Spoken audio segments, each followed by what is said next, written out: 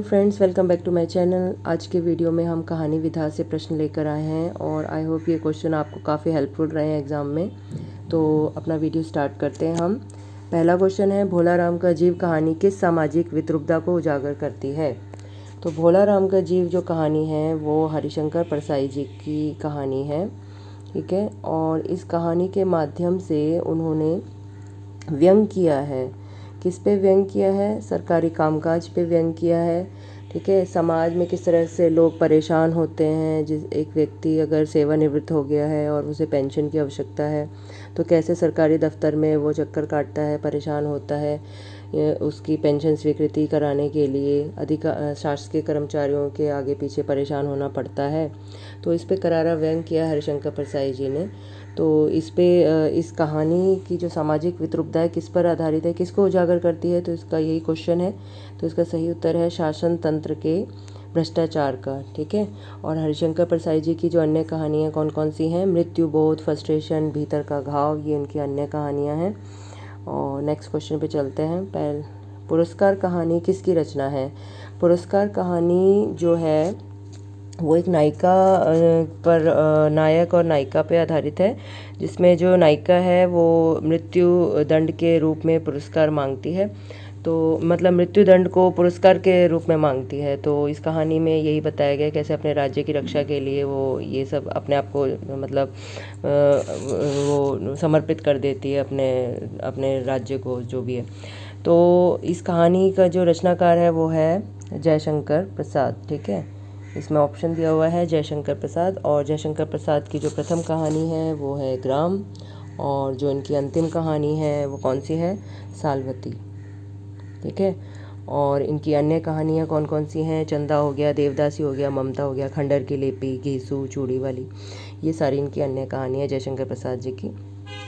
तो next question में चलते हैं। इन महिला कहानीकारों को उनकी कहानियों के साथ सुमेलित कीजिए। तो आपको इसमें बताना है कि ममता कालिया है, नासिरा शर्मा अलका सरावगी है, मेहरुनिसा परवेज़ है। तो इनकी कौन कौन सी कहानी है इनमें ऑप्शन में आपको बताना है।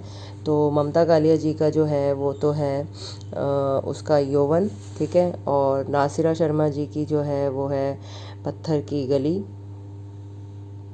और अलका सरावगी जी की जो कहानी है वो है कहानी की तलाश, पहला ऑप्शन।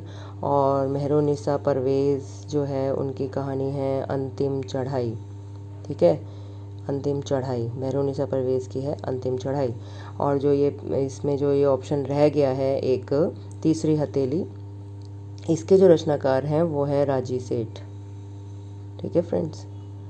इसके रचनाकार राजी सेठ हैं, जो इसमें नहीं दिया हुआ है ऑप्शन। तो आपको 4 ही कहानी मिलानी थी इसमें। तो इसका जो सही ऑप्शन है, इसका जो सही आंसर है वो क्या है? ए पार्ट है, ठीक है। इसका आंसर ए पार्ट है। कहानी के निम्न तत्वों में सर्वाधिक महत्वपूर्ण और आवश्यक तत्व कौन सा होता है? तो आपको बताना है कि जो कहानी के जो तत्व हैं आपको पता होना चाहिए कितने तत्व होते हैं कहानी के। कहानी के 6 तत्व होते हैं, जिसमें सबसे पहला नंबर जो है, ये 4 ऑप्शन जो हैं ये तो होते ही हैं कहानी के तत्व। तो इसमें आपको बताना है कि सबसे इम्पोर्टेंट जो तत्व है वो कौन सा है कहानी का। तो सबसे इम्पोर्टेंट जो पार्ट होता है कहानी का वो होता है कथा वस्तु, यानी पूरी कथा किस पे आधारित है ये बताया जाता है।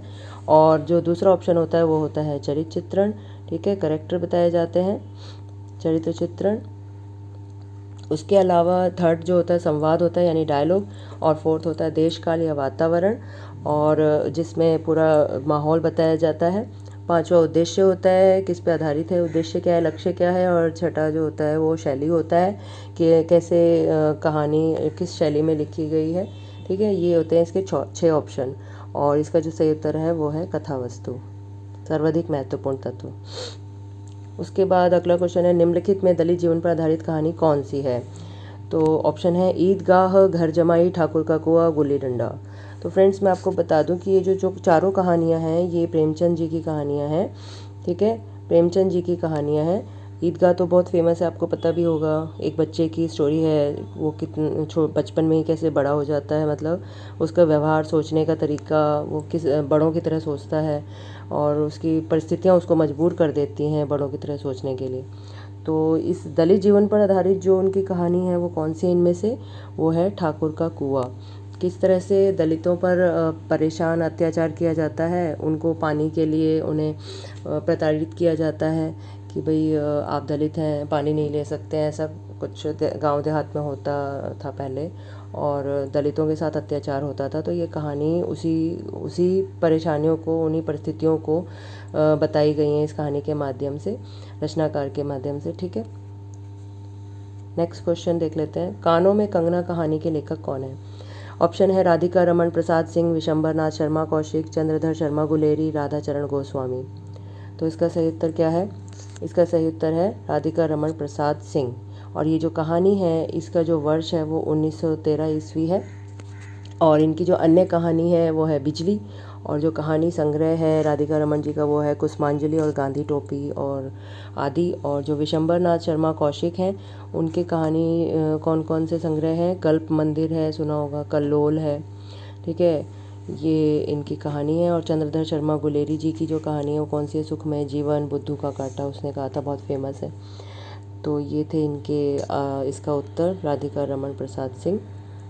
नेक्स्ट क्वेश्चन है, कोसी का घटवार कहानी के लेखक कौन है? ऑप्शन है शेखर जोशी, दूधनाथ सिंह, फणीश्वर नाथ रेणु, शिव प्रसाद सिंह। तो कोसी का घटवार जो है, इसका सही उत्तर है शेखर जोशी। और जो शेखर जोशी के अन्य कहानी संग्रह हैं वो क्या हैं? साथ के लोग, ठीक है, साथ के लोग, हलवाहा, हलवाहा, और उसके अलावा मेरा पहाड़ और नौरंगी बीमार है। ये इनके कहानी संग्रह हैं।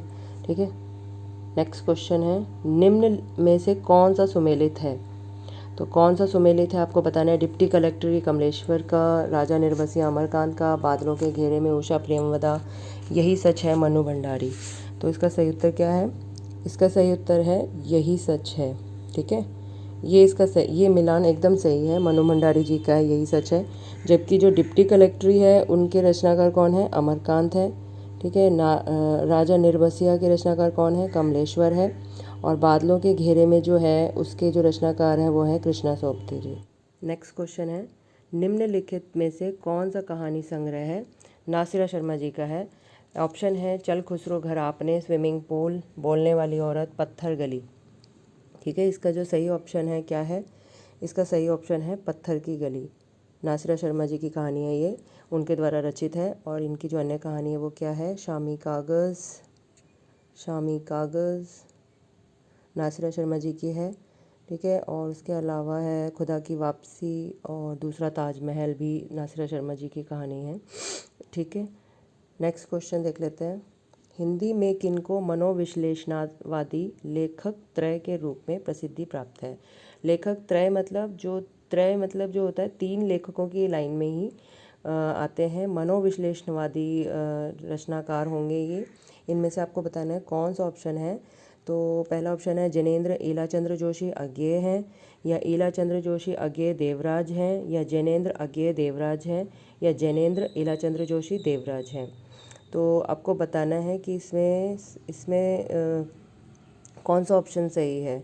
तो देखने में एक जैसे ही लगेंगे, लेकिन 1-2 ऑप्शन आगे पीछे हो गए हैं। जैसे जैनेन्द्र ईलाचंद्र जोशी है, अज्ञेय है, तो दूसरे ऑप्शन में ईलाचंद्र जोशी है और अज्ञेय है, लेकिन देवराज दे दिया। ठीक है, जैनेन्द्र अज्ञेय दे दिया तो ईलाचंद्र जोशी नहीं है तीसरे ऑप्शन में।